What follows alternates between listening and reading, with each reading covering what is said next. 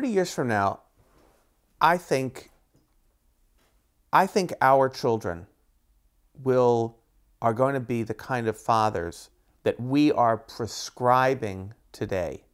I think that our sons are going to grow up assuming, as young men are today, assuming that their wives are going to work, are going to assume that their wives are going to be as equally committed to their careers as they are going to assume that if they're going to have families, they're going to have families where they are going to be equal partners. I'll give you one example of how I think this is going to look, how this is going to look. 20 years ago, when I started teaching about these sorts of issues, I would ask my students, what are you going to do to balance work and family if you get married, if you're straight, if you get married, if you have children? The women would say, 20 years ago, the women would say, we're going to love each other. It's going to work out. And the men would say, huh? Like the question didn't even register for them. Now, I ask my students, what are you going to do to balance work and family?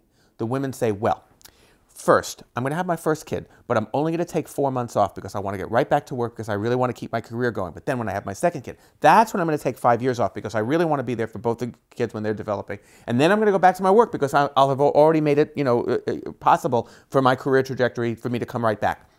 So the women have it all planned out. The men, they say, we're going to love each other. It's going to work out. What I get from this is two things. The men are where the women were 20 years ago, but the question now makes sense to them. The question is meaningful. They know that they have to start thinking about this.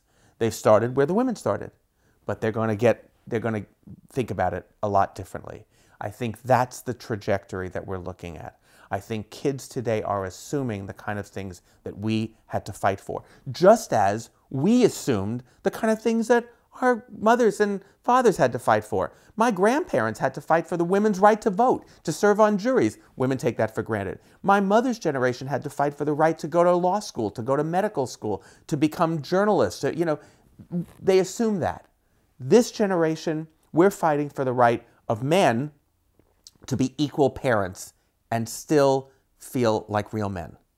Our children are going to take that for granted.